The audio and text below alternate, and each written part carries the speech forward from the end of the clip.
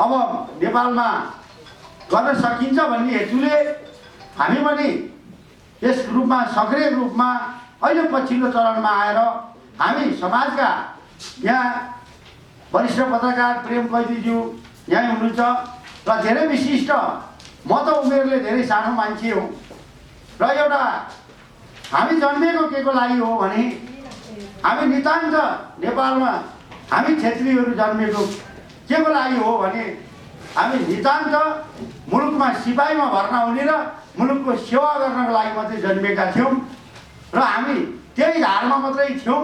तर 70 वर्षको प्रजातान्त्रिक अभ्यासमा हामीले राजनीति गरेनौँ र आज मुलुकको यो दुर्दशा भयो भन्ने चाहिँ मेरो बुझाइ छ।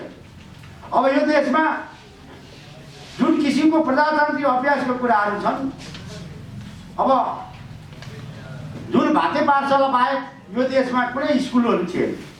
त्यो भाते पाठशालामा राणाको छोरा बाहेक केही आचार्य भनौँ न पण्डितका छोराले कर्मकाण्डी गर्ने नाममा संस्कृति मात्रै अध्ययन गर्न पाउँथे। त्यो पनि कर्मकाण्डी गर्ने हिसाबले मात्रै पढाइ पढ्न पाएका थिए। न त कुनै यो देशका अहिले यिनले भनेका आदिवासी जनजाति क्षेत्री कसैले पढ्न पाएका थिएन। किनभने राणाको छोरो जन्मिदिएकै नाति गर्ने हुन्थे। त्यो भएको कारणले गर्दाखेरि अरू क्षेत्रीका छोरा र यो देशका मगरका छोरा, यो देशका गुरुङका छोराहरू मुस्किलले जमदार साहब हुन पाउँथे। त्यो पनि गर्वको कुरो थियो यो देशमा। तर आज त्यो परिस्थिति छैन। तर 18 सालमा प्राइमरी स्कुल खोलियो। मेरो बाले पनि यत्रो बडेमाको पार्टी लिएर कपुरी क पढेको अवस्था रह्यो। मैले किन व्याख्या गरेको भन्दाखेरि तपाईँले यो कुरामा के ध्यान दिनुहोस् भने हाम्रो देशमा प्रजातान्त्रिक अभ्यास चाहिँ अहिले मलाई लाग्छ 74 मङ्सिर 1 गतेबाट चाहिँ हामीले सुरुवात गऱ्यौँ जस्तो लाग्छ। अब यसमा डाक्टर केबी रोकाज्यू उहाँ चाहिँ लामो नेपालका राजनीति उद्योग चटावका कुराहरू उहाँलाई थाहा छ। नेपालको पत्रकारिताको इतिहास जति प्रेम कैदीज्यूलाई थाहा छ त्यो कुरा त हामीलाई थाहा छैन। तर हामीले 74 मङ्सिर 1 गतेदेखिबाट स्वतन्त्र नागरिक समाजको नाममा जुन अभियानहरू गऱ्यौँ, आज दूर दराजसम्म मुलुकको पहिचान र मुलुकले के गुमायो के पायो भन्ने विषयमा अहिले खुल्ला युनिभर्सिटी गर्ने काम गरिरहेको छ। जस्तै डाक्टर सुरेन्द्र केसी पनि म भ्याएसम्म आउँछु भन्नुभएको छ। अस्ति बौद्धिक मञ्चको बौद्धिक भेला गऱ्यौँ हामीले केही दिन अगाडि। त्यहाँ चाहिँ उहाँले प्रश्न बोल्नुभयो। आज पनि आउनुभयो भने उहाँका कुरा सुन्न पाउनुहुनेछ। जस्तै सबै यहाँ सबै यो मुलुकको लागि सबैले सबै जान्ने अवस्थाका सबै महानुभावहरू र महाराष्ट्रका पत्रकार मित्रहरू पनि आज नेपालमा के भइरहेको छ, नेपालमा हुनुपर्ने के हो, यो हिमवत खण्डको देश, यो पशुपतिनाथको देश, यो मुक्तिनाथको देश, यो जानकी जन्मेको देश, यो सिद्धार्थ गौतम बुद्ध जन्मेको देश आज धर्मनिरपेक्ष गरिएको छ। 68 को जनगणनाले पनि यो देशमा 94% हिन्दू भनिएको अवस्थामा आज चाहिँ यो मुलुकमा धर्मनिरपेक्ष गराएको छ। र यो मुलुक सानो छ, तर मुलुकको भूगोल सानो होला, तर नेपालीको छाती ठुलो छ। पहिलो विश्वयुद्ध, दोस्रो विश्वयुद्ध होस्, चाहे भारत स्वतन्त्रको नाममा हाम्रो नेपालीहरूले साथ दिएका थिए र विश्वमा शान्ति मिसनका लागि नेपालीहरू आजका दिनसम्म पनि संयुक्त राष्ट्रको मार्फत परिचालन छन्। तर आज हाम्रो 40 साल पछिको नेपालको स्थिति जुन किसिमको जुन प्रजातन्त्र भनियो, जुन समाजवादी कुराहरू गरिए, जुन मार्क्सवाद र लेनिनवाद र माओवादको जुन परिभाषाहरू यहाँ लगाए, तर व्यवहार एकातिर भयो, काम एकातिर भयो, मार्क्सवादी चिन्तनको व्यवहार अर्कोतिर भयो। त्यसै खातिर अब 72 को संविधान जारी पश्चात झन् यो मुलुकको पहिचानै पनि मेटियो र 2072 को संविधानको प्रस्तावनाले यो मुलुक चिन्दैन। जस्तै किन चिन्दैन मैले भने जनयुद्ध र जनआन्दोलनको जगमा बनेको संविधान भनेपछि 72 सालपछि मात्रै के नेपाल हो त? त्योभन्दा 5000 वर्षको इतिहास छ नेपालको। पूर्वीय दर्शन अन्तर्गत हिमवत खण्डको देश यो ऋषिमुनिहरूले तप गरेको देश, यो तपभूमि हो। यो नेपाल भनेको सनातनी धर्मको तपभूमि हो। यहाँ बुद्धिस्ट धर्म पनि उत्तिकै मानिन्छ। हिन्दू त हिन्दू भइहाले, जैनहरू छन्, मुसलमानहरू छन्, क्रिस्चियनहरू छन्, अहिले त बाही धर्महरू पनि छन्। भनेपछि नेपालमा 145 जातिहरू छन् र 124 भाषा बोलिन्छन्। त्यसै कारणले यो नेपाल तैपनि 94% हिन्दू छन्, तर आज यो मुलुक धर्मनिरपेक्ष गराइएको छ। त्यो भएको कारणले गर्दाखेरि विश्वमा 137वटा क्रिस्चियन राष्ट्र भयो, 37वटा मुसलमान राष्ट्रहरू छन्, 8वटा बुद्धिस्ट राष्ट्रहरू छन्। विश्वको एक मात्रै पशुपतिनाथको देश, यो देश हिन्दू राष्ट्र हुनुपर्छ भने नेपालीहरूको कुनै छैन। नेपालीहरूको यो देश हिन्दू अधिराज्य हुनु पर्यो। तर यो मुलुक राजाले बनाएको हुनाले सावंशी राजाको बलबुतामा हामी नेपाली जनताको साथमा यो नेपाल भन्ने खडा भएको हुँदा सावंशी राज संस्था चाहिँ संवैधानिक रूपमा रहनुपर्छ र चाहिँ यो देश आधुनिकता र परम्परालाई सँगसँगै लानुपर्छ भन्ने उद्देश्यले हामीले विभिन्न जिल्लामा खबरदारी गऱ्यौँ। 75 जेठ 25 गते सभामुखलाई ज्ञापन पत्र दियौँ, तर सुनाइ भएन। अब हामीले आन्दोलन 3 किसिमका आन्दोलनहरू रहेछ। अब सबैभन्दा नेपाली जनतालाई अब सधैँ दुःख दिएर हुन्न भनिसकेपछि हामीले सत्याग्रहको सुरुवात गर्न लागिरहेका छौँ मङ्सिर 1 गतेदेखि। त्यसैको कारण म अब यी कुराहरूलाई जति मैले व्याख्या गरेँ, अब हाम्रो सानो एउटा नोट प्रेस नोट बनाएको छौँ। अब त्यसलाई म पढेर पत्रकार मित्रहरू र यसलाई अब यो सत्याग्रह सफल गराउने र मुलुकको पहिचान कसरी स्थापना गर्ने हिसाबले हामीले यो प्रेस नोट बनाएको छौँ। यो पढेर म सुनाउनेछु। आदरणीय पत्रकार मित्रहरू, स्वतन्त्र नागरिक समाजले आफ्नो स्थापना कालदेखि नै जनताको मौलिक हक हितका कुरा, भ्रष्टाचार विरोधी प्रेस तथा वाक स्वतन्त्रता, गरिबी निवारण, देशमा राजनीतिक स्थिरता र राष्ट्रिय एकताको लागि राज संस्था तथा नेपाल देशलाई हिन्दू अधिराज्य स्थापना गर्ने सम्बन्धमा आवाज उठाइ आएको सर्वविदितै छ। नेपालको राजनीति परिवर्तन जुन समयदेखि प्रजातान्त्रिक अभ्यासहरू भए, चाहे त्यो 2007 सालको आन्दोलन होस्, चाहे 36 सालको धर्म सङ्ग्राम, 42 सालको सत्याग्रह, 46 सालको आन्दोलन र 52 सालको माओवादी सशस्त्र द्वन्द्व वा 62-63 आन्दोलन होस्, हामीले लगभग 70 वर्ष प्रजातान्त्रिक आन्दोलन गऱ्यौँ। इतिहास सर्वङ्गै छ। नेपाली जनताले आन्दोलनमा के पाए, के पाए, उपलब्धि गर्यो, के गुमायो, आज आएर यस विषयमा गम्भीर समीक्षा गर्ने बेला आएको छ। नागरिकको हकतर्फबाट हेर्ने र सोच्ने हो भने हामीले भएको पनि गुमायौँ। आज देश भ्रष्टाचार, दण्डहीनता, कुटनीति रणभूमिमा दलदलमा फस्दै गएको छ। हामीले विश्व इतिहास हेर्ने हो भने चाहे नामले प्रजातन्त्र भने पनि लोकतन्त्र भने पनि सारांशमा सबैले फल्न र फुल्न पाउने र सबै हटाउने व्यवस्थालाई नै प्रजातन्त्र भनी बुझिआयौँ। तर हाम्रो देशलाई निषेधको राजनीति मौलायो। यो भन्नुको तात्पर्य मानव सभ्यताको दृष्टिदेखि नै 16औं शताब्दी होस् वा 18औं शताब्दीको विश्व साम्राज्यवादीहरूको हैकममा विस्तारवाद र विश्वलाई उपनिवेश बनाउँदा पनि नेपाल एक स्वतन्त्र सार्वभौम स्वाधीन अभिराज्य मुलुक थियो।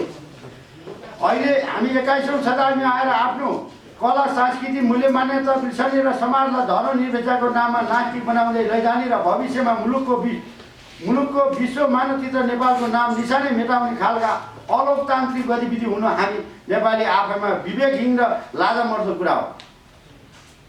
हामीले यस सन्दर्भमा नेपालको 2065-63 आन्दोलनपछि नेपाली जनताले संविधान सभा निर्वाचन मागेर त्यसको बाधा अड्काउको नाममा 2047 को संविधान अन्तर्गत निर्वाचित प्रधानमन्त्री शेरबहादुर देउवाले विघटन गरेको प्रतिनिधि सभा राजाद्वारा पुनर्स्थापना गराई मुलुकको तमाम समस्या समाधान गर्छु भन्ने सात राजनीतिक पार्टीको वचनबद्धता अनुसार जुन कुरा राजालाई भनियो त्यसै मार्गचित्र अनुसार संसद पुनर्स्थापना गराइयो।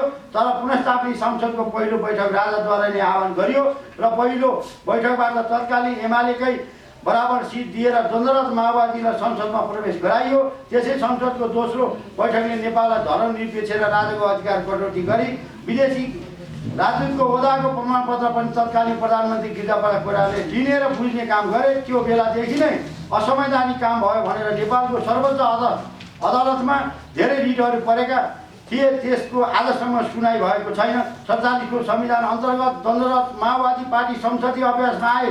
त्यही संविधान अन्तर्गत संसदीय निर्वाचन गरेर संविधानलाई संशोधन वा पुनर्लेखन गर्दा हुने ठाउँमा उल्टै अन्तरिम संविधान खडा गरी मुलुकलाई 26 खर्ब ऋणभार थोपेर 2072 को संविधान हतारमा जारी गरियो। त्यस संविधान जारी हुनु पूर्व नेपाली जनताबाट लिखित सुझाव दिने जुन किसिमको नाटक रचियो, जुन सुझावहरू ट्रकका ट्रक भित्राएर रटीको टोकरीमा हाल्ने काम पाए केही भएन। पार्टीको नाममा 2072 को संविधान जारी गरियो, तर स्वतन्त्र नागरिक समाजको विचारमा 72 को संविधानले मुलुकलाई चिन्छ न मुलुकलाई चिन्छ न नेपाली जनताको हक अधिकार सुरक्षित गरेको छ। हामीले 2075 साल जेठ 25 गते सभामुख मार्फत नेपाल सरकारलाई ज्ञापन पत्र बुझायौँ, जुन आजसम्म सुनाइ भएको छैन, जसको नतिजा स्वरूप संसदमा 2/3 मत भएको वर्तमान सरकार स्वेच्छाचारी हुँदै गएको देश बेरोजगारको विकराल समस्यामा फँसेको लुटपाट, बलात्कार, हत्या, हिंसा जस्ता जघन्य अपराध हुँदा पनि जनहिंसाको नीति अपनाउनु, मानव अधिकार हनन तथा न्यायालयमा हस्तक्षेप जस्ता भयानक समस्या परेको राज्यबाटै संस्थागत भ्रष्टाचार तथा शीर्ष नेतृत्वबाटै अनैतिक काम भएको सम्मको राजनीति त्यागी प्रजातान्त्रिक अभ्यासको हनन हुनु, देशको लिपुलेख लगायत कालापानी हुँदै सुतासम्म भूभाग छिमेकी राष्ट्रले मिता देशको सार्वभौम सत्तामाथि आँच आउँदा पनि सरकार मौन बस्नु, विकासको कुनै स्पष्ट योजना नहुनु, भएका उद्योग कल कारखाना पनि धराशायी गरी बेरोजगार उत्पादन गर्ने नीति लिनु र देशका कुशल तथा होनहार युवाहरूलाई वैदेशिक रोजगारको नाममा मानव तस्कर गरी नेताहरू चाहिँ विलासी जीवन बिताउनु जस्ता लाजहीन, अकर्मे, विवेकहीन काम गरी देशलाई एउटा असफल राष्ट्र बनाए आफ्नो देशलाई विदेशी कूटनीति रणनीति बनाउने जस्ता भ्रष्ट काम स्वतन्त्र नागरिक समाज भर्सना गर्दै नेपाली देशवासीहरूलाई र वर्तमान सरकारलाई बारम्बार मुलुकभर खबरदारी गर्दै आएको यहाँहरूलाई बिर्सिन्छ। समग्र देश विकासका लागि राष्ट्रियता, राष्ट्रिय एकता, क्षेत्रीय सुरक्षा आजको अपरिहार्य आवश्यकता हो। यस खबरदारी बावजुद यो वर्तमान सरकार सुध्रने कुनै छेड नदेखिएको आजको जनताको आवाज व्यवस्था गरेको हुँदा हाम्रो देशलाई यस भयानक आर्थिक राजनीति सङ्कटको दलदलमा असफल राष्ट्र हुनबाट समयमा जोगाउन हामी यही 76 मङ्सिर 1 गतेदेखि 72 घण्टे सत्याग्रह गर्न बाध्य हुनुको विकल्प नरहेको कुरा सम्पूर्ण नेपाली दाजुभाइ दिदीबहिनीहरूलाई जाने। राजनीतिक पार्टी अलि नेपालमा जस्तै बेथिति संस्थागत भ्रष्टाचार भयो, त्यस पछाडि त्यहाँको नागरिक समाजले हामीले उहाँहरूले त आन्दोलन गर्नु हो, हामीले जस्तो सत्याग्रह सुरु गर्नु भएन, यो पनि आन्दोलनै हो सत्याग्रह। त्यस पछाडि त्यहाँको राजनीतिक पार्टीलाई पाठ सिकाउनको लागि सारा जनताहरू फ्रान्सेली जनता मिलेर राजनीतिक पार्टीलाई ठेगान लगाए। 5-6 वर्ष नागरिक समाजले पार्टी मुलुक चलाइसकेपछि पछि राजनीतिक पार्टीहरूले नागरिक समाजसँग चाहिँ एक्सक्युज के गर्यो भने अब हामी हिजोको जस्तो बेचिती गर्दैनौँ, यो मुलुकको लागि कुनै दौड हुन दिनौँ भनिसकेपछि फेरि राजनीतिक पार्टीहरू नै अगाडि आए। किन भन्दाखेरि अबको शताब्दी भनेको मल्टी पार्टी डेमोक्रेसी नै हो। तर अहिले जुन किसिमको छाडापन भएको छ, यो छाडापनको निरन्तर पनि हुनु पर्यो। त्यसपछि अर्को कुरो के छ भन्दाखेरि हाम्रो छिमेकी देश भारतको जस्तो सिस्टम पनि यहाँ नचल्ने अवस्था देखियो, र चिनको जस्तो अवस्था पनि चल्न नसक्ने अवस्था भएको कारणले गर्दाखेरि नेपालको आफ्नै खालको मौलिक प्रजातान्त्रिक अभ्यास हुनुपर्छ भनेर हामीले नागरिकहरूले खबरदारी गर्ने हो। हामी चाहिँ अब भोलि उहाँहरूले सत्याग्रहको सुनाइ गर्नु भएन भने त नेपाली जनताले दलविहीन अवस्थाको आन्दोलन पनि हुनसक्छ, राजनीतिक पार्टीमाथि प्रतिबन्ध पनि लाग्न सक्छ। किन भन्दाखेरि हामीले यो त्यतातिर चाहिँ अहिले सोचिहालेका छैनौँ र सत्याग्रहको रिजन के आउँछ, त्यो रिजन पछि मात्रै हामीले चाहिँ अरू कर्तव्यका कुराहरू चाहिँ तय गर्छौँ। जसरी अब तपाईँहरूले शाहवंशीय राज संस्था फिर्ता ल्याउने कुरा गर्नुभएको छ होइन, कुनै पनि वर्ल्डमा यस्तो मोनार्की छैन कि जसले गर्दाखेरि डेभलपमेन्ट एकदमै राम्रो भएको कुनै पनि उदाहरण छैन विश्वमै। यसले गर्दा नेपाललाई चाहिँ के फाइदा हुन्छ? नेपालको तपाईँले महत्त्वपूर्ण क्वेसन सोध्नुभयो। प्रजातन्त्रको जननी बेलायत भनिन्छ, बेलायतलाई प्रजातन्त्रको जननी भनिन्छ। त्यहीँ चाहिँ राजालाई पनि लगेर सदनमा काटिए, चाहिँ टाउको फुटबल खेले। 11 वर्षपछि बेलायत रहनको लागि त्यहाँको राष्ट्राध्यक्षको भूमिकामा राष्ट्रसंस्था चाहिँदो छ भनेपछि फेरि राष्ट्रसंस्था पुनर्स्थापना भयो। हामीले राजाले विकास गर्छन् भनेर राष्ट्रसंस्था भनेको होइनौँ। यो देश राजाले नै निर्माण गरेको हुँदाखेरि 104 वर्षीय राणा शासनमा पनि खोपामा राखियो। त्यसै गरी संवैधानिक रूपमा जति अहिले राष्ट्रपतिलाई अधिकार दिएको छ कमसेकम त्यो संस्था र त्यो राष्ट्र संस्थाको प्रतिनिधिको रूपमा संवैधानिक रूपमा चाहिँ राजालाई अधिकार देऊ, त्यति गरेर राख र मल्टिपार्टी डेमोक्रेसीबाट नेपाली जनताको छोरो प्रतिस्पर्धाबाट निर्वाचित हुन्छ दलगत रूपमा र चाहिँ जनताको छोरोले नै कार्यकारिणी अधिकार सहितको मुलुकको विकास गर्ने हो भन्न खोजेको हो। राजालाई सक्रिय बनाएर राजाको नाममाथि ब्रह्मा लुट गर्नको लागि यो भनिएको होइन। नागरिक समाजले त्यो सोच्दैन। हामी पनि 21औं शताब्दीको नागरिक समाज हो नि। हामीले भन्यौँ कि मोबाइल र डोको सँगसँगै हुनु पर्यो।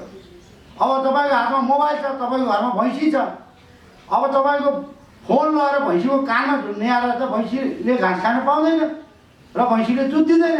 त्यो भएको कारणले गर्दाखेरि हामीले भन्न खोज्यौँ डोको र मोबाइल सँगसँगै हुनु पर्यो। आधुनिकता र परम्परा सँगसँगै लैजाउँ। जसरी बेलायतले लगेको छ, जसै गरी जर्मनले लगेको छ, जसै गरी जापानमा भएको छ, राजाले नै विकास गर्छ मैले भनिरहन खोजेको होइन। नागरिक समाजले त्यो भनिरहेको छैन। के भन्दाखेरि संवैधानिक रूपमा राष्ट्र संस्थालाई स्पेस देऊ र मल्टिपार्टी डेमोक्रेसी हिसाबमै नेपाली जनताको छोरो प्रतिस्पर्धा गर्नुपर्छ भन्ने हाम्रो बुझाइ हो। तर यसलाई हामीले चाहिँ राजालाई सक्रिय बनाउने, राजालाई ढोङ्गी बनाउने, राजाको नाममा ब्रह्मा लुट गर्ने त्यो हाम्रो चाहना होइन। अन्तिम प्रश्न है, तपाईँले भनेअनुसार चाहिँ जसरी अहिले युकेमा गरिरहेको छ, जसरी एउटा डेमोक्रेटिक पार्टी छ जसले रुल गर्छ, तर आइडलको रूपमा एउटा लिडरको रूपमा रानी राखिन्छ, त्यसरी नै नेपालमा पनि राजा राख्नुपर्छ भन्ने कुरा मलाई कन्स्टिट्युसनभन्दा माथिको पावर त राख्न दिने छैन होइन। त्यो तपाईँ मान्नुहोस्, एउटा जङ्गलमा यसो उदाहरण दिन्छु म। एउटा जङ्गलमा 20वटा बाख्री बाँध्यो अनि त्यस पछाडि त्यो गोठालो चाहिँ गाउँमा गुच्चा खेल्न गयो। मेरो बाख्री सुरक्षित छ, त्यो सुरक्षित हुने। शेर भने शेर हुन्छ। शेरलाई संवैधानिक रूपमा कानुनी रूपमा कति अधिकार दिने, त्यति अधिकार दिएर जुन हिसाबमा अहिले राष्ट्रपतिलाई जुन अधिकार दिएको छ त्यति अधिकार दिएर राख्दा हुन्छ। नेपाल भने यस्तो धार्मिक देश हो, यहाँ चाहिँ विविधता छ, अनेकतामा एकता छ। आज राष्ट्रपति स्वतन्त्र हुन सक्नु भएन किनभने नेपाल कम्युनिस्ट पार्टीको हुनुहुन्छ, हिजो रामवरणजी काङ्ग्रेसको हुनुहुन्थ्यो। त्यो भएकाले कमसेकम राजाले अहिले नेपाली जनतालाई अहिले हेर्नुहोस् त अब सारा कुराको तमाम ऊ भइरहेको छ। अब म पनि नागरिक समाजको संयोजक हो। मैले टाइम लिएँ भने राष्ट्रपतिले टाइम नदिन सक्नुहुन्छ किनभने म नेपाल कम्युनिस्ट पार्टीको होइन।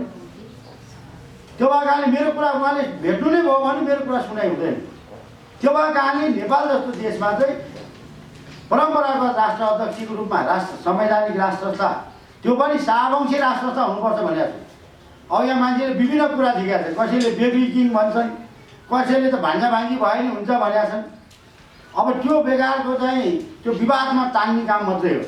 त्यो भएको कारणले गर्दाखेरि संवैधानिक राष्ट्र संस्था बहुदलीय प्रजातन्त्र भन्ने कुरामा चाहिँ के अरे कसैसँग सम्झौता गर्न सकिन्न।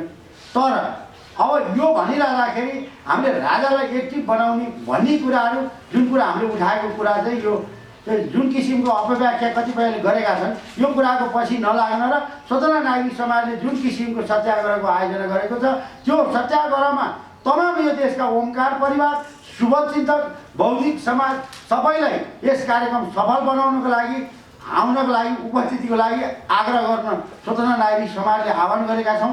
त्यो आह्वानलाई स्वीकारेर तपाईँहरूले सत्याग्रह सफल गर्नलाई सहयोग गरिदिनु हुनुहुन्छ भने विश्वास गर्दछु। धन्यवाद। यो आजको कार्यक्रम पनि यही समापन भएको घोषणा गर्दछु र मङ्सिर 1 गते बिहान 8 बजे रत्नपारको शान्ति वाटिकामा पनि जम्मा भइदिन हुनुको लागि सम्पूर्ण साथीहरूलाई अनुरोध गर्दछु र पत्रकार मित्रहरूलाई त्यस दिन 8 बजे रत्नपार शान्ति वाटिका आइदिनको लागि चुले निम्तो पनि स्वतन्त्र नागरिक समाजको संयोजकको हैसियतले निमन्त्रणा गर्दै म यो देशको स्वतन्त्रताको लागि र हिन्दू अधिराज्य र राष्ट्र फर्काउनको लागि जुन कुर्बानी हिसाबको 72 घन्टे पानी पनि नखाएर सत्याग्रह बस्दैछु, यो कुरालाई व्यापक तपाईँहरूको मिडियाबाट प्रचार गरेर व्यापक जनसहभागिताको लागि पनि निमन्त्रणा गर्दै बिदा हुन्छु। धन्यवाद। उपस्थित सम्पूर्ण महानुभावहरू, आजको कार्यक्रमको सभापतिज्यूबाट यो औपचारिक कार्यक्रम समापन भएको घोषणा भएको हुनाले म कार्यक्रम सञ्चालक रविन्द्र तामाङ पनि यहाँहरूबाट बिदा हुन चाहन्छु। हस्त, नमस्कार।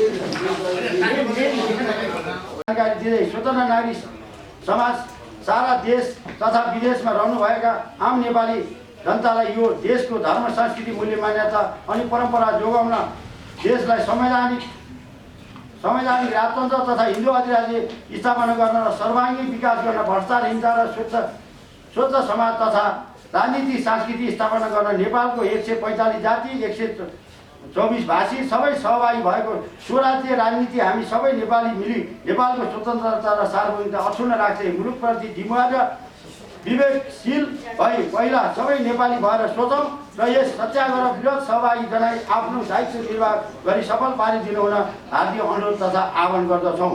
साथै यस सत्याग्रह कार्यक्रमलाई व्यापक प्रचार गरी सहयोग पुर्याइदिनु हुन भनी स्वतन्त्र नागरिक समाज सम्पूर्ण पत्रकार मित्रहरूलाई हार्दिक अनुरोध गर्दछु। जय नेपाल, जय जनता, जय गोरख। धन्यवाद। आदरणीय पत्रकार महोदयज्यूहरू, पक्कै पनि यस स्वतन्त्र नागरिक समाजका संयोजक एम विक्रम सिलवालजीको भनाइ तथा वितरित प्रेस विज्ञप्तिबाट नै स्पष्ट भइसकेको छ कि आज हामी नेपालीहरूको पहिचान र धरती समेत खोज्नुपर्ने अवस्था र यो राजनीतिक दर्जनापूर्ण अवस्थाले गर्दामा आगामी सत्याग्रहको कार्यक्रम किन औचित्य रहेको छ भन्ने कुरा यहाँ चरितार्थ भएको छ। तथापि यहाँहरूको जिज्ञासा मेटाउनका लागि यहाँ विभिन्न क्षेत्रका विद्वत व्यक्तिहरूको उपस्थित रहेको छ। तर त्यसभन्दा अगाडि म यहाँ आजको यस पत्रकार सम्मेलन तथा हाम्रो यो सत्याग्रह कार्यक्रमलाई सफल बनाउनको निमित्त मित्र राष्ट्रबाट आउनुभएका टाइम्स अफ इन्डियाका वरिष्ठ पत्रकार श्री सुजित तम्बाडेज्यूबाट यहाँ शुभकामना मन्तव्य व्यक्त गरिदिनु हुन म हार्दिक अनुरोध गर्दछु। सुजित तम्बाडेज्यू, आपको यहाँ स्वागत है। आपका मंतव्य तथा शुभकामनाएं देने के लिए। नमस्कार। स्वतंत्र नागरिक समाज के सब बैठे हुए मंच पे आदरणीय और ज्येष्ठ पत्रकार और सब मेरे भाई बहनों, मैं इतना ही कहना चाहता हूँ, मैं जिस काम के लिए आया आपका जो अपनी एक बात बताना चाहता हूँ कि मैं खुद महाराष्ट्र के यादव हूँ। अपने यहाँ भी यादव मंत्री हैं अभी। मेरा अभी मार्च महीने में पूना यूनिवर्सिटी, जो मालूम होगा आपको, पूना यूनिवर्सिटी में मैंने PhD किया। वो महाराष्ट्र के जो यादव है उनके स्टेप पे ऊपर किया। वो इसलिए बता रहा हूँ कि यहाँ भी नेपाल में यादव हैं, पहले से आए। जो महाराष्ट्र में यादव थे उनका नाम था विठल खेड़कर। वो करीब 150-200 साल पहले नेपाल में आए थे और उन्होंने वहाँ यादव महासंघ स्थापन किया था। और यहाँ वो आए थे और मैं भी ये देखना चाहता था कि क्या उसने किया होगा। वो महाराष्ट्र से यहाँ आए थे, तो इसलिए मैं बताना चाहता हूँ कि आपका जो काम चल रहा है वो तो अच्छा है। अपने जो प्रॉब्लम है वो प्रॉब्लम सॉल्व हो जाएगी। लेकिन मैं अपनी कम्युनिटी की तरफ से और अपना देश की तरफ से आपको शुभेच्छा देता हूँ और शुभकामना देता हूँ कि आपका जो कुछ मन में है, लेकिन कटुता नहीं होना चाहिए, ये भी बताना चाहता हूँ। और अपना हिंदुस्तान और नेपाल का जो का भाईचारा है वो आगे ही अच्छी तरह से रहना चाहिए, इतना ही बोलता हूँ और आपको सबको शुभेच्छा देता हूँ। जय हिंदुस्तान, जय नेपाल, नमस्कार। बहुत बहुत धन्यवाद सुजित तम्बाडेज्यू। अब हामी यस कार्यक्रमलाई निरन्तरता दिने क्रममा मन्तव्य व्यक्त गरिदिनु हुन म यहाँ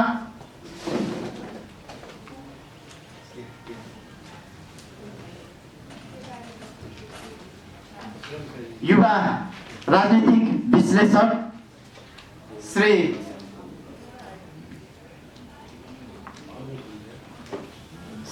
अग्नि शमशेरज्यूलाई म यहाँ निमन्त्रणा गर्न चाहन्छु। श्री अग्नि शमशेरज्यू।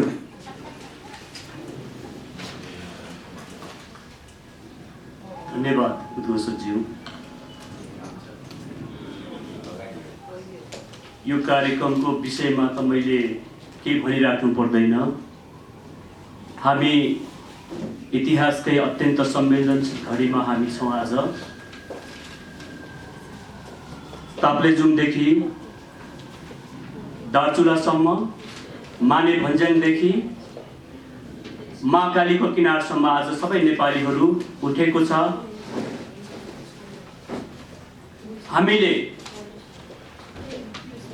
आजको यो दिनको कल्पना हामीले सायदै गरेका थिएनौँ। आन्दोलन 52-53 को आन्दोलन र 62-63 पछि घटेको घटनाक्रमलाई हामीले हेर्दा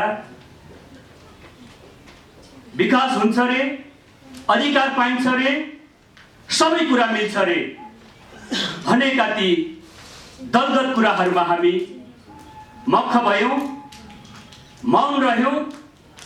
हुँदाहुँदै आज तपाईँ र मेरो वर्तमानमा हाम्रो नेपाल भूमिमा भारतीय सेनाले कालो बुट बजारी राख्दाखेरिमा नेपालीहरू कुर्लनु उर्लनु स्वाभाविक हो। हिजोको समय जुन बेला अमरसिंह, बलभद्र, कालु, भीमसेनले लडेको समय आज त्यो समय होइन साथीहरू। भन्न सकिन्छ भोजपुरी खुकुरी उदाएर हाम्रो पुर्खाले त्यो दुश्मनलाई केराको थम्मा छिनेको झै छप्पाछप छिनाउँछु भन्न हामी सक्छौँ, गर्नु पनि सक्छौँ। त्यो ताकत हामीसँग छ। यिनै हातमा महेन्द्रको रगत बगेको छ, यिनै हातमा त्यो जङ्गको रगत बगेको छ। म स्वयं यहाँ उपस्थित छु र यहाँनिर धेरै बलवन्तका सन्तान छन्, यहाँ धेरै त्यही बलिराज शाहीका सन्तान छन्, त्यही इन्द्रजित शाहीका सन्तान छन्, जसले सयौं वर्ष त्यो बेलायतको दास स्वीकारेको भारतलाई स्वतन्त्रता दिने काम त्यो महात्मा गान्धीले गरेको होइन। त्यो इन्द्रजित शाहीको कमानमा भएको त्यो गोर्खे सेनाले त्यो भारतीय दासलाई चाहिँ स्वतन्त्रता दिलायो। तर आज त्यो दासले आज नेपालले स्वतन्त्रता दिलाएको, आज नेपाललाई उसले चाहिँ एउटा बाउ सम्मान इज्जत गर्नुपर्ने, सम्मान गर्नुपर्ने, नेपाललाई त्यो के अरे चाहिँ एउटा महान एउटा के भन्छ ऐतिहासिक राष्ट्र, वेदको भूमि, त्यो देवको भूमि र के अरे चाहिँ त्यो तपभूमिको रूपमा उसले चाहिँ इज्जत दिनुपर्ने ठाउँमा आज हाम्रो के अरे सीमा मिच्दै त्यही के भन्छ शेरबहादुर देउवा प्रधानमन्त्री हुने बेलामा 2052 साल माघ 29 गते त्यही माधव कुमार नेपाल एमालेको नेताको अगुवाईमा केपी त्यही बाबुराम प्रचण्डले त्यस तमाम गणतन्त्र बोक्ने थिए। अनि त्यो भारतको के अरे चाहिँ दाल चामल खाएर भारतको भारूमा के अरे चाहिँ बिकेर आज नेपाल विखण्डन गर्ने ती गणतन्त्रवादी त्यही के अरे चाहिँ गणतन्त्रका के अरे टाउकेहरूको अनि समयमा महाकाली बेच्यो। त्यही महाकाली के अरे बेचेको कारणले गर्दाखेरिमा महाकालीको त उद्गम स्थल त्यो लिम्बूबाट बग्ने त्यो के अरे चाहिँ काला पानी अनि त्यो लिम्बूमा आज के अरे भारतीय सेना बसेको छ। तर यो तमाम राष्ट्रघातहरूलाई लुकाउँदै यो दलहरूले आज आफ्ना कार्यकर्ताहरूलाई 2-4 पैसा कुखुरालाई मकै छरेको चाहिँ छरेर के तैँले यो जनता उर्लिरहेको बेलामा हाम्रा कर्तुतहरू लुकाउनु पर्छ।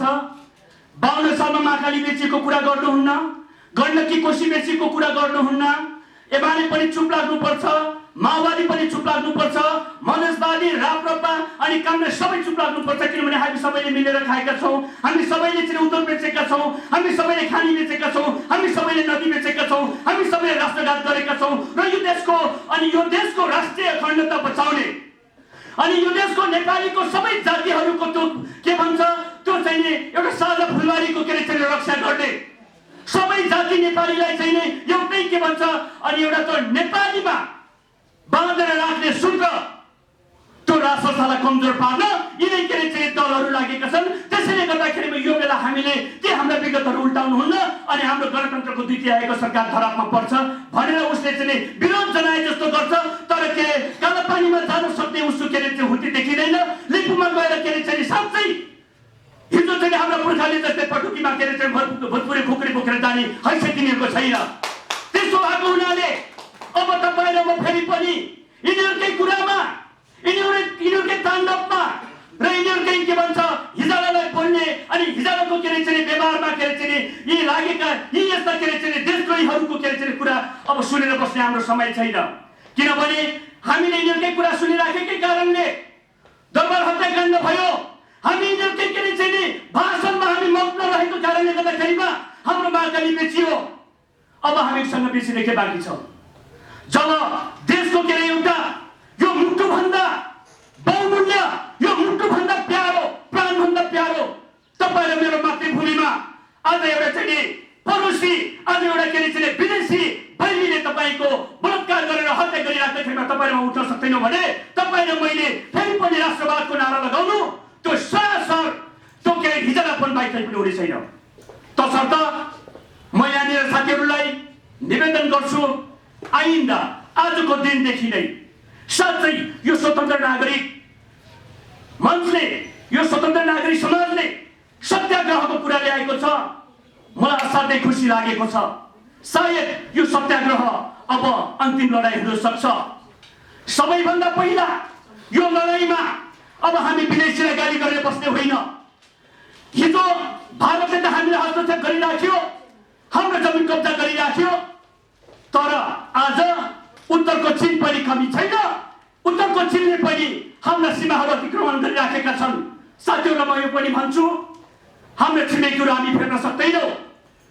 हामी भारतलाई गाली गरेर हाम्रो सीमा, हाम्रो जमिन फिटाउनेवाला छैन।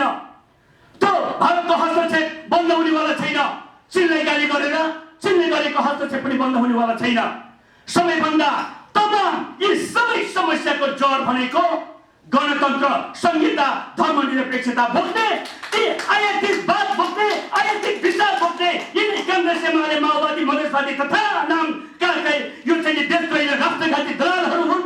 यिनीहरूलाई तपाईँ र मैले मुला काट्ने चाहिँ त्यो केराको थम्मा काट्ने चाहिँ नकाट्नेसम्म यिनीहरूलाई जताबाट यिनीहरू किनिए, जताबाट आएको वाद र विचारमा यिनीहरू लागे अनि त्यतैको वाद र विचारमा यिनीहरू जताबाट यिनीहरूले गणतन्त्र ल्यायो त्यतैको गणतन्त्र चाहिँ खेदाउनको लागि, जताबाट संहिता ल्यायो त्यतै संहिता फाल्नको लागि, जताबाट त्यो धर्मनिरपेक्षता ल्यायो त्यतै धर्मनिरपेक्षतालाई बढाउनको लागि त्यही गणतन्त्र, संहिता र धर्मनिरपेक्ष बोक्ने त्यो के अरे चाहिँ ठाप्रेहरूलाई हामीले बढाउनै पर्छ। यदि तपाईँ र मैले हामीले यही यो नेपालको राष्ट्रिय एकताको प्रतीक राष्ट्रसभालाई हामीले बहाली गर्यौँ भने पनि फेरि पनि यो तपाईको जुन गणतन्त्रवादी भन्ने यो तपाईको मेरो यो मानव शरीरमा लाग्ने जुन क्यान्सर हुन्छ नि, त्यो क्यान्सरको रूप हो, त्यो क्यान्सरको भाइरस हो। यो क्यान्सरको भाइरस रहेसम्म तपाईँ र मेरो नेपाल सुरक्षित हुनेवाला छैन। यो संहिता बोक्ने यो के अरे चाहिँ यो के भन्छ फरियाहरू रहेसम्म तपाईँ र मेरो नेपालीको वर्तमान र भविष्य सुरक्षित हुनेवाला छैन। यो धर्मनिरपेक्षता भन्ने यो जुन तपाईँको युवाभन्दा खतरनाक यो भाइरस रहेसम्म तपाईँ र मेरो धर्म, संस्कृति, तपाईँ र मेरो भाषा, तपाईँ र मेरो मौलिक पहिचान बाँच्नेवाला छैन। यो मानेमा तपाईँ हामी कुनै झुन्डको, कुनै अर्को के अरे चाहिँ अर्कोले बजाएको ठाउँको पछि लाग्ने होइन। अब तपाईँ र म एक नेपाली भएर उठ्न आवश्यक छ। तपाईँ र मैले दलीय झन्डा बोक्ने होइन, तपाईँ र मैले चन्द्र सूर्य झन्डा बोक्न आवश्यक छ। तपाईँ र मैले विभिन्न के अरे चाहिँ झुन्ड मुन्डमा विभाजित हुने होइन। तपाईँ र म अब एक नेपाली अनि एउटा राष्ट्रिय झन्डा र के अरे चाहिँ एउटा के अरे चाहिँ देश, तपाईँ र मेरो के अरे चाहिँ साझा देश नेपालको लागि हामी उठ्न लड्न आवश्यक छ। यही विचार तपाईहरूसँग बाँड्ने अवसर यही के अरे चाहिँ यो स्वतन्त्र नागरिक समाजले यो मञ्च उपलब्ध गराइदिनु भएकोमा यहाँलाई धन्यवाद र यहाँ उपस्थित तमाम पत्रकार साथीहरूलाई पनि धन्यवाद।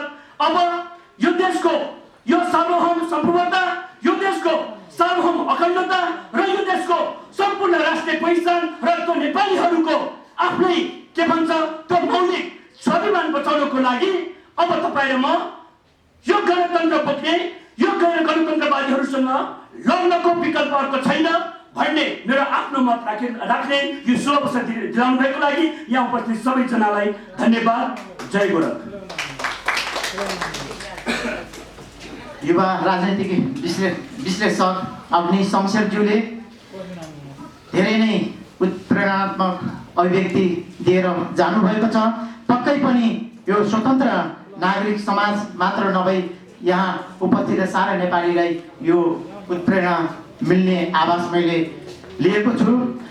अत आदरणीय पत्रकार मित्रहरू, अब वक्तव्यको क्रम हामी छोटो गर्ने कोसिस गर्न गइरहेको छ। अब वक्तव्यकै क्रममा यहाँ उपस्थित अति विशिष्ट वरिष्ठ पत्रकार श्री प्रेम कैदीज्यूलाई आफ्नो छोटो मन्तव्य व्यक्त गरिदिनु हुन म हार्दिकताका साथ निवेदन गर्न चाहन्छु।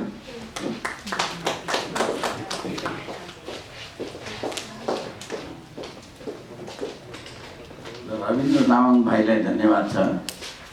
र आज स्वतन्त्र नागरिक समाजले सत्याग्रह गर्ने भनेर जुन कार्यक्रम सुरु गरेको छ, यो सत्याग्रह चाहिँ हाम्रो दक्षिण एसियामा चाहिँ महात्मा गान्धीले सुरु गर्नुभएको हो। भारतमा चाहिँ राजनीतिक रूपमा यसलाई चाहिँ प्रयोग गर्नुभयो र सत्यको आग्रह गरेर असत्यलाई पराजय गर्नका अति विशिष्ट दैवी कर्म हो। यो चाहिँ हाम्रा शास्त्रहरूले यो सत्यमाथि सत्यमेव जयते भनेर कल्पना गरेका छन्। र यो सत्य भनेको के हो भन्दाखेरि सत्य भनेको त्यो ईश्वरीय पक्ष हो जसले जहिले पनि राक्षसी प्रवृत्तिको विरुद्ध लड्दछ। राक्षसी प्रवृत्तिले आज नेपाल चाहिँ तराई तराई छ।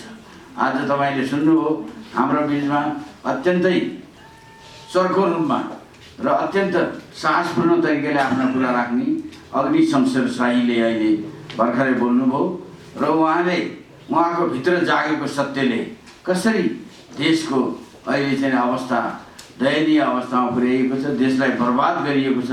हेर्नुहोस्, अर्थतन्त्रको हिसाबले तपाईँले भन्नुहुन्छ भने आज एउटा भारतसँग मात्रै लगभग 16-17 खर्ब चाहिँ व्यापार घाटा छ। अब तपाईँको चाहिँ नि यो नेपालको चाहिँ आर्थिक अवस्थाको कुरा गर्ने हो भने हामी नेपालीहरूका हेर्नुहोस् त, यहाँ जब यो नेपाली काङ्ग्रेसको सरकार आयो उसले 400वटा फ्याक्ट्रीहरू एकैचोटि बन्द गरिदियो र यिनीहरूले कुनै पनि नदी नाला बाँकी राखेका छैनन्।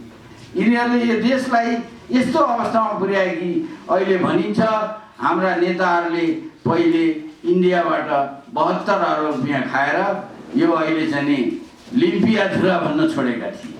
अचानक फेरि लिम्पिया धुराको कुरा यिनीहरूले किन गरे त भन्दाखेरि अहिले शङ्का गरेका छन्। हाम्रो भरत दाहाल भन्ने एउटा बुद्धिजीवी हुनुहुन्छ, उहाँले शङ्का गर्नुभएको छ।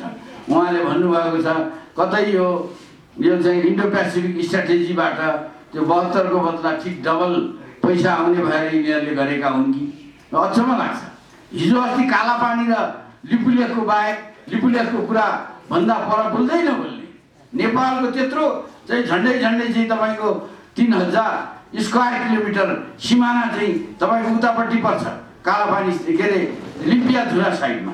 महाकालीको मुहान तपाईँको पुराना जति पनि ग्रन्थहरू छन् नि, र खास गरी 1827बाट 1850सम्मका जति लिखतहरू छन्, इभन 56-57 को नक्सामा पनि ब्रिटिस सर्वेयरहरूले बनाएका नक्सामा पनि तपाईँको प्रष्ट रूपमा कुटी याङ्दीलाई तपाईँको काली दहबाट आएको काला त्यो खास मुहान हो महाकाली नदीको भनेर त्यसमा लेखिएको छ। जङ्गबहादुर राणाले मात्रै उ गरेको छैन, त्यहाँ एकजना लेफ्टिनेन्ट छन् असाध्यै चाहिँ तपाईँको ती खत्रीजी, लेफ्टिनेन्ट खत्रीले लेखेको चिठी लन्डनको टाइम्स भन्ने पत्रिकाले छापेको छ 1850 मा। त्यसमा उहाँले कहाँनिर हाम्रो सिमानालाई कसरी अङ्ग्रेजहरूले बदमासी गर्यो, के गल्तीहरू भएको छ भनेर उहाँले समस्त कुराहरू गर्नुभएको छ, जो कुरा मैले अस्ति 3 दिन अगाडि मेरो फेसबुकमा मैले राखेको छु। र लेफ्टिनेन्ट खत्रीको कुरा र उनी चाहिँ धेरै पढे लेखेका, धेरै जान्ने, उनले जुन काम गरेका छन् आज त्यस्तो कामहरूलाई अगाडि बढाउनु पर्नेमा र अहिले हामीले देखेका छौँ सीमा अतिक्रमण हुँदाखेरि के गर्नुपर्छ भन्ने पाठ हामीलाई पाकिस्तानले सिकाएको छ। पाकिस्तान यदि संयुक्त राष्ट्रसङ्घमा जान सक्छ, पाकिस्तान इन्टरनेसनल कोर्टमा जान सक्छ भने हामी जान सक्दैनौँ। किन त्यसबारे छलफल भइरहेको छैन? यसको अर्थ हो कि यहाँ बार्गेनिङ गर्ने, यहाँका नेताहरूले तपाईँको इन्डियासँग बार्गेनिङ गर्ने, अमेरिकासँग बार्गेनिङ गर्ने, चाइनासँग बार्गेनिङ गर्ने काम गरिरहेका छन्।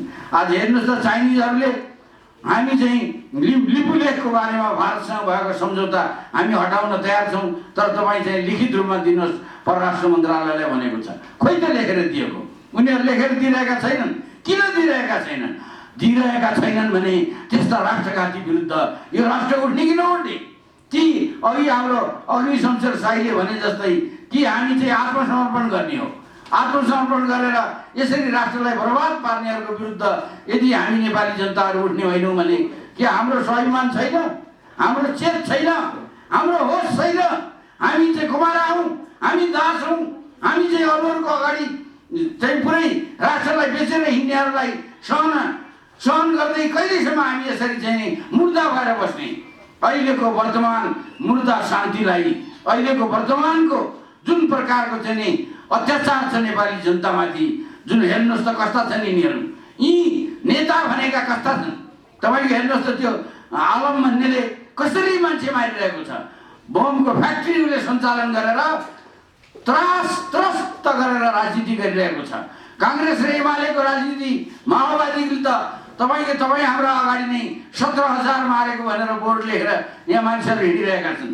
ती हत्याराहरू आज हामीमाथि शासन गरिरहेका छन्। ती हत्याराको विरुद्ध न्यायको आवाज कसैले पनि उठाउँछ भने त्यसलाई चाहिँ हामीले समर्थन गर्नै पर्दछ। आम नेपाली जनताले, देश विदेशमा रहेका नेपालीहरूले र इभन मानवाधिकारको पक्षमा रहेका, तपाईँको चाहिँ एउटा विवेक र सत्यको पक्षमा रहेका तमाम शक्तिहरूले त्यस्ता व्यक्तिहरूलाई साथ दिनुपर्छ जो सत्यको र सत्याग्रहको झन्डा उठाइरहेका छन् र नेपालमा भइरहेको वर्तमान व्यथितिको विरुद्ध जो खडा भएका छन् तिनीहरूको पक्षमा अन्तर्राष्ट्रिय स्तरमै झन्डा उठ्नुपर्छ। नेपालको चाहिँ तपाईँको खास गरी नेपालको राजनीतिमा, तपाईँको नेपालमा राजतन्त्रको बारेमा भारतका चाहिँ अति विशिष्ट नेता हुनुहुन्थ्यो वीर सावरकर भन्ने। तपाईँको उहाँले तपाईँको चाहिँ हिन्दू महासभा बनाउनु भएको थियो। उहाँले नेपालका राजा त्रिभुवनलाई बोलाएर उहाँलाई भन्नुभएको थियो कि तपाईँले एउटा हवाई सेना पनि राख्नुहोस् र हिन्दूहरूको लागि तपाईँ अन्तर्राष्ट्रिय नेता हुनुपर्छ, तपाईँकै अगुवाईमा हामी लड्छौँ भन्नुभएको थियो। आज त्यही वीर सावरकरको गाउँबाट पनि यहाँ चाहिँ राजेन्द्र वाघमारे जस्ता ऊ चाहिँ नि यो चाहिँ शिवाजी त्यो के अरे त्यो मराठा राजाको सन्तान यहाँ आएर बसिया छ, पत्रकार महासङ्घको अध्यक्ष त्यहाँ महाराष्ट्रको। र हिन्दूहरू चाहे संसारको कुनै पनि राष्ट्रका हुन्, कुनै पनि देशका हुन्, यहाँ हाम्रो बिचमा चाहिँ नि अर्को अजित ताम्डेजी आउनुभएको छ। उहाँ चाहिँ यादव, सुजित ताम्डे, उहाँ यादव हुनुहुन्छ र उहाँ श्री कृष्ण चाहिँ तपाईँको बुझ्नुभयो। यहाँ चाहिँ नि काठमाडौँमा एउटा पोखरी थियो, त्यो पोखरीमा एउटा नारी चाहिँ त्यहाँ चाहिँ तपाईँको ढुङ्गाको डुङ्गामाथि तपाईँको चाहिँ घाम तापेर सैर गरिरहेको बेलामा उसको भाइले देख्यो। उसको भाइ आफ्नै दाइले देखेर त्यो केटी चाहिँ नग्न अवस्थामा त्यहाँ घाममा पल्टेको देख्दाखेरि ऊ सहन सकेन, उसले बलात्कार गर्न गयो। बलात्कार देखिए आपको मैं बताता हूँ, काठमांडू में बहुत बड़ा लेक था पहले। उस लेक में एक लड़की वो जो पत्थर के नाव में वो सैर कर रही थी, वो नंगी थी। उसको देखकर वो बहुत सुंदर थी, उसको देखकर उसका भाई वो बिल्कुल बेहोश हो गया और आ गया उससे उसके ऊपर बलात्कार करने के लिए। तो उस लड़की ने कहा, हाँ तुम सिर्फ द्रौपदी को बचाओगे, मुझे नहीं बचाओगे? ए श्री कृष्ण तुम खड़े हो जाओ, तुम आओ मुझे रक्षा करो।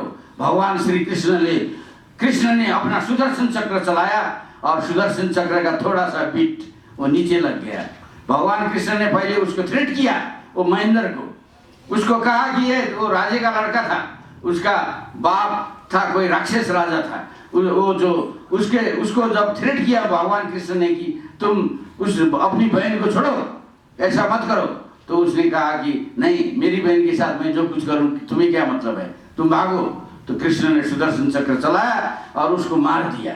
और सबसे पहले यहाँ पर मानव बस्ती शुरू हुआ और भगवान श्री कृष्ण जो यादव कुल में वो जो पले बड़े थे, वही जो यादव है हमारे यहाँ आए हुए हैं, ये उसी यादव का देखिए न्याय के लिए भगवान श्री कृष्ण उन दिनों कहाँ से आए थे? गुजरात से भी आ सकते हैं, द्वारका से, और वो कहाँ से आए थे तो मुझे पता नहीं है, मगर उस लड़की ने जो राजकुमारी थी उसने आह्वान किया और भगवान श्री कृष्ण यहाँ आ गए। उन्होंने ही काठमांडू में जब बस्ती पहली बार बस्ती बसाला, वो जो दक्षिण काली है वहाँ पर सबसे पहला बस्ती था, वहाँ पर देखिए सबसे पहला गुप्त राजा हुआ यहाँ का, काठमांडू का राजा। इसलिए यहाँ हिंदुओं का राज है।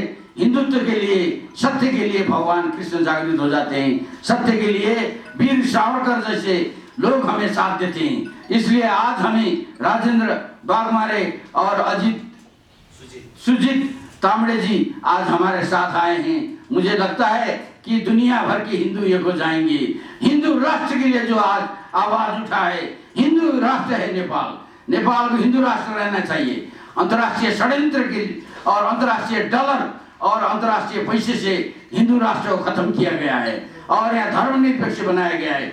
इस धर्मनिरपेक्षता को खत्म करो और यहाँ पर नेपाली जनता अगर राजा को चाहते हैं तो राजा आएगा, राजा को नहीं चाहते हैं राजा नहीं आएगा। मगर जो लोग राजा को बुला भी सकते हैं, राजा चाहिए करके बोल सकते हैं, क्योंकि राजा के जाने के बाद हमारे नदियां नहीं रही, हमारे बहुत कुछ हम लोगों को खोना पड़ा, हमारा अर्थतंत्र तहस हो गया।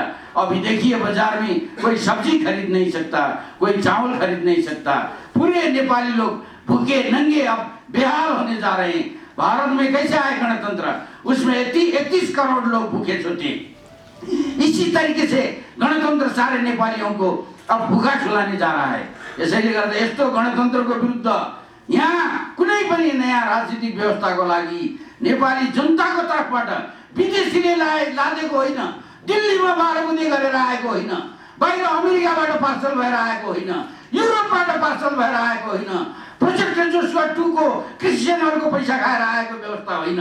नेपालीहरूको हृदयबाट, नेपालीहरूको विवेकबाट सुरु हुने कुनै पनि व्यवस्थाको लागि आन्दोलन हुन्छ भने त्यसमा आम नेपाली जनताले साथ दिनुपर्छ। मेरो पनि समर्थन रहनेछ। धन्यवाद छ। जय गोरख। महत्त्वपूर्ण अभिव्यक्तिको लागि वरिष्ठ पत्रकार श्री प्रेम कैदीज्यू प्रति हामी आभार व्यक्त गर्न चाहन्छु।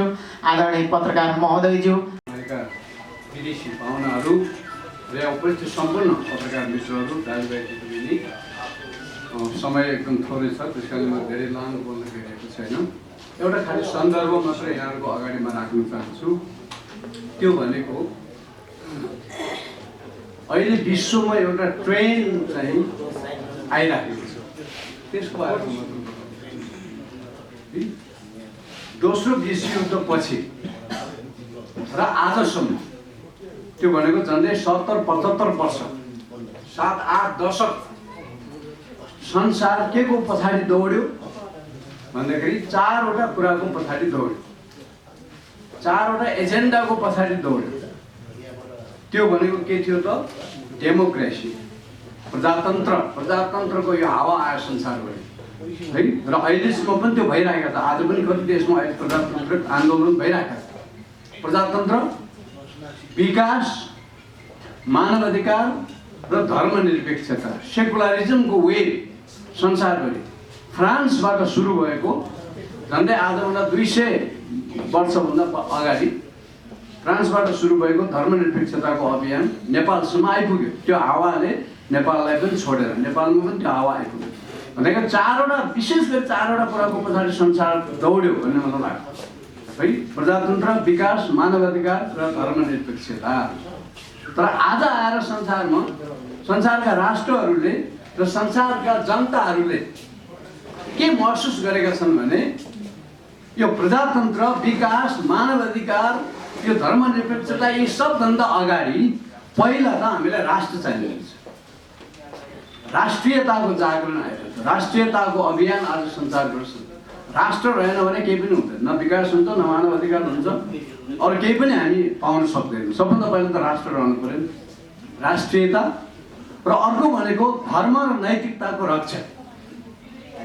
यो विगत चाहिँ तपाईँको यो 70-80 वर्षमा मानव अधिकारको नाउँमा, धर्मनिरपेक्षताको नाउँमा, डेमोक्रेसीको नाउँमा, विकासका नाममा संसारमा धर्म हराउँदै गयो, धर्म लोप हुँदै गयो, आस्तिकता हराउँदै गयो, आध्यात्मिकता हराउँदै गयो, नैतिकता हराउँदै गयो, समाज छाडा भयो, व्यक्ति छाडा भए, सबै हाम्रा परम्परागत मूल्य मान्यताहरू हराएर गए।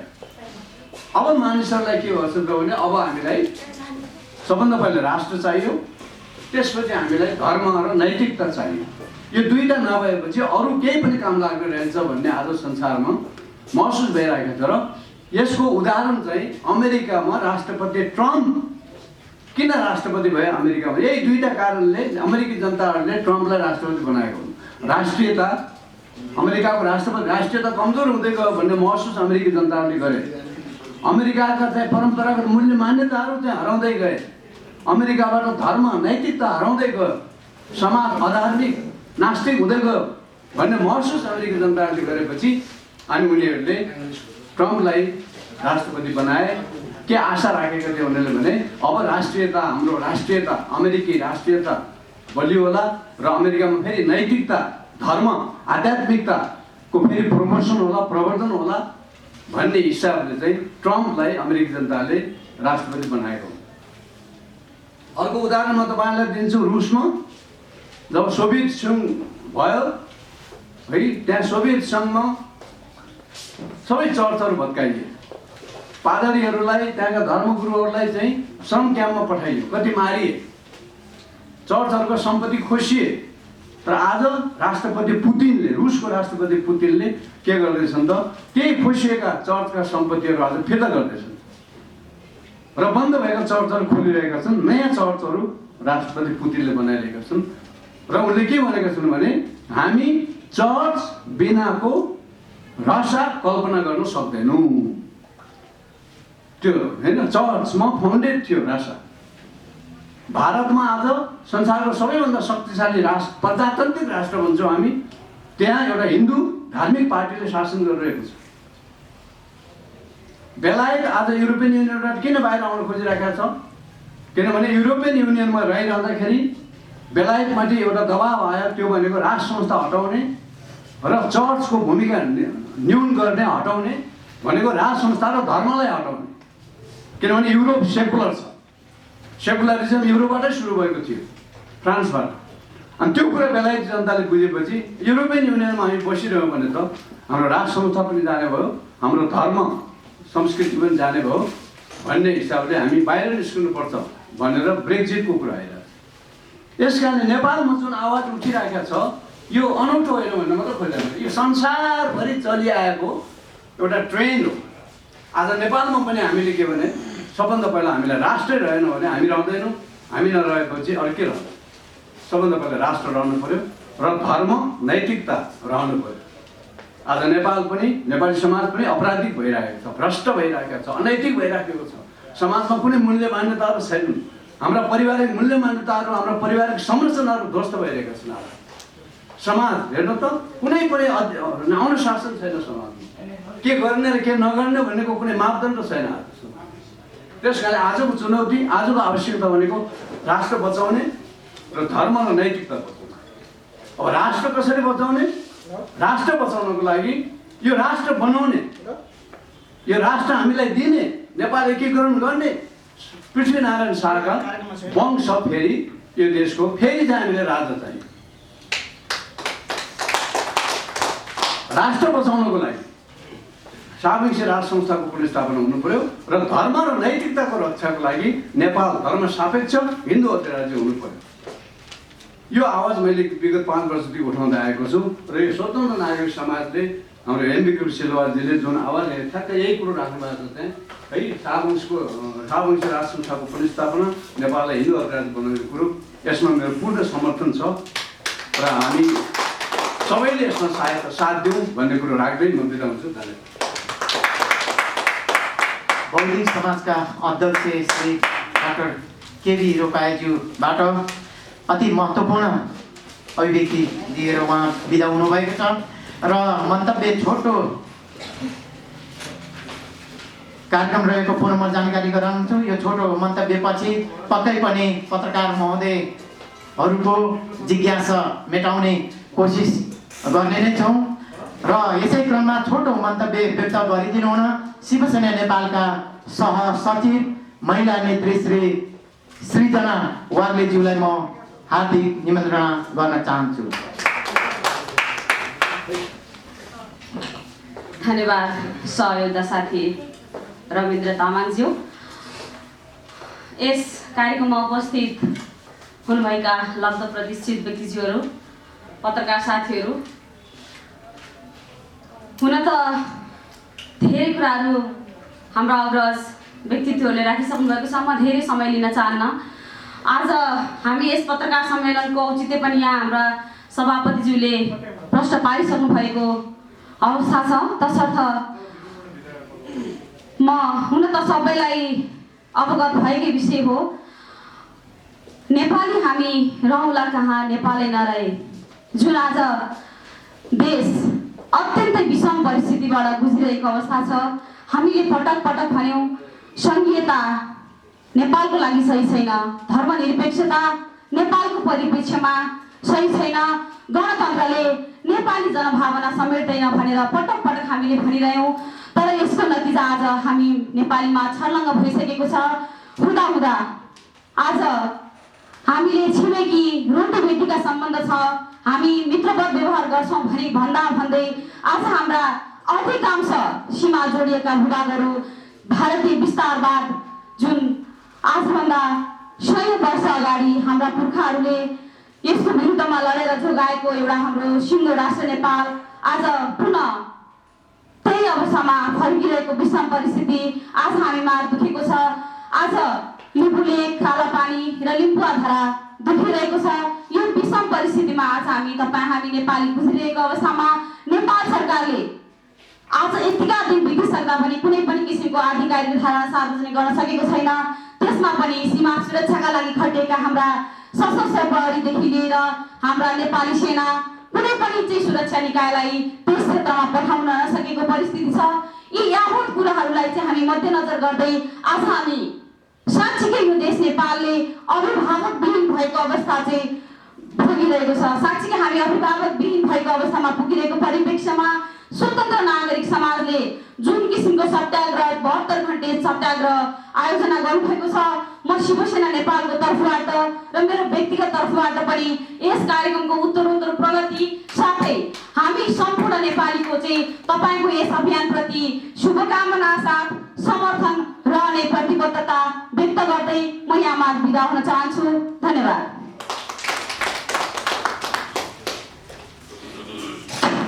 अब अन्तिम मन्तव्य रहेको म फेरि पनि पुनः जानकारी गराउन चाहन्छु। पक्कै पनि आदरणीय पत्रकार महोदयज्यूहरू, नेपाललाई हिन्दू राज्य कायम गर्न र राष्ट्र संस्था पुनर्स्थापनाको खातिर यस स्वतन्त्र नागरिक समाजद्वारा आयोजित कार्यक्रमलाई यहाँ विभिन्न क्षेत्र जस्तै बौद्धिक वर्ग, वरिष्ठ पत्रकारज्यूहरू, राजनीतिक व्यक्तित्वज्यूहरू र युवा अभियन्ताज्यूहरूबाट समेत यसको अपरिहार्यताको यहाँ वर्णन गरिसकेको अवस्था छ। अब यहाँ यस कार्यक्रमलाई मन्तव्य व्यक्त गरिदिनु हुन राष्ट्रिय शिवसेना पार्टीका अध्यक्ष तथा एनडीएका सह संयोजक आदरणीय श्री विक्रम बहादुर बमज्यूलाई म यहाँ मञ्चमा आएर आफ्नो छोटो मन्तव्य व्यक्त गरिदिनु हुन म हार्दिक अनुरोध गर्दछु।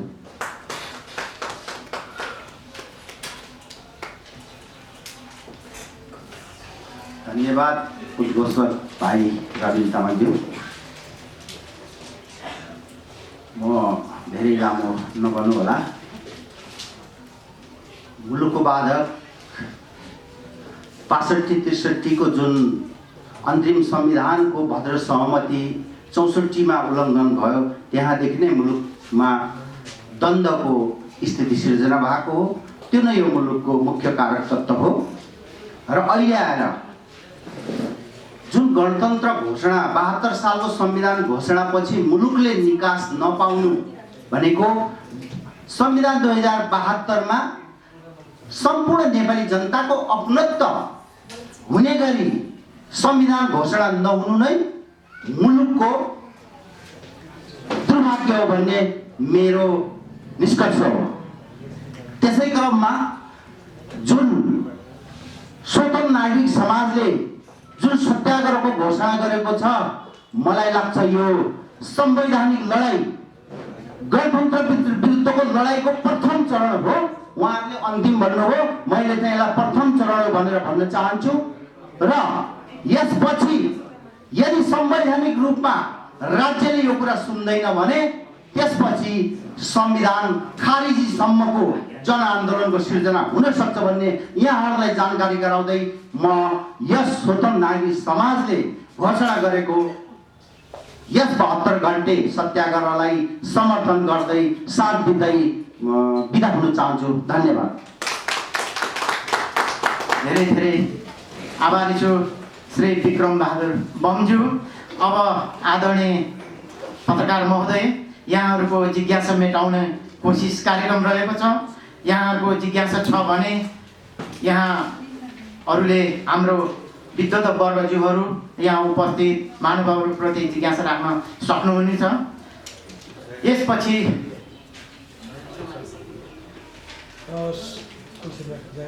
यो सत्याग्रहभित्रको कार्यक्रमहरूको बारेमा चाहिँ केही कुरा गरिदिनुहुन्छ भने?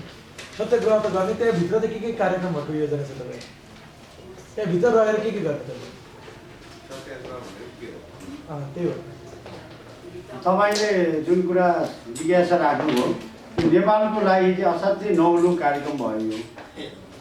यो सत्याग्रह चाहिँ एसियामा यो दोस्रो सत्याग्रह हो। यो सत्याग्रह गर्नुपर्ने कारण चाहिँ के पर्यो भन्दाखेरि नेपालमा धेरै किसिमका आन्दोलनहरू भयो। आन्दोलन 3 किसिमका हुन्छन्। एउटा हतियारसहित सशस्त्र र एउटा इन्कलाब, एउटा चाहिँ सत्याग्रह। यो चाहिँ हाम्रो चाहिँ विभिन्न धार्मिक ग्रन्थहरू हुँदाखेरि त्यही आधारमा नै चाहिँ महात्मा गान्धीले गरेको हुँदा हामीले पनि अब नेपाली जनताले 4 सालमा आन्दोलन गरे, 36 सालमा जनमतसँगमा भाग लिए, 40 सालको आन्दोलनमा भाग लिए, अब 52 सालमा माओवादीको सशस्त्र द्वन्द्वमा भाग लिए, 62-63 को आन्दोलनमा भाग लिए। त्यो आन्दोलनले धेरै देशको धनजनको क्षति पनि भयो र भने स्वतन्त्र नागरिक समाजले चाहिँ यो बिचको धार भनेको सत्यताको आग्रहको लागि सबै राजनीतिक पार्टी, यो देशका बुद्धिजीवी, यो देशका पत्रकार र यो देशका स्टेक होल्डर सबैलाई चाहिँ सत्यको मार्ग भने यो हो। विश्वकोमा सबैको पहिचान हुँदाखेरि नेपाल चाहिँ हिन्दू अधिराज्य हुनुपर्छ है भनेर हामीले घचघच्याउनको लागि नै यो बिचको धार चाहिँ नागरिकले गर्ने भनेको आन्दोलन यो शान्तिपूर्ण चाहिँ यही नै उपयुक्त भएको कारणले गर्दाखेरि हामीले सत्याग्रहको चाहिँ आयोजन गरेको। यो केही गरी असफल भयो भने, तपाईँहरूको मागहरू पुरा भएन भने यसपछि चाहिँ तपाईँहरूले के गर्न चाहनुहुन्छ? अब जनताको आन्दोलन, अब हामीसँग विभिन्न राजनीतिक पार्टीहरू जोडिएका छन्, जस्तै शिवसेना नेपाल, जस्तै एनडिए भनेर चाहिँ अब चाहिँ 33-34वटा दलको एउटा मोर्चाबन्दी भएको छ। अब र उहाँहरूले आन्दोलन गर्न सक्नुहुनेछ र त्यो आन्दोलनलाई यो देशका बुद्धिजीवी र स्वतन्त्र नागरिक समाजले सहयोग गर्छ। तर नागरिकले गर्ने आन्दोलन भनेको लङ टाइम हुँदैन कहिले पनि, किन भन्दाखेरि मल्टिपार्टी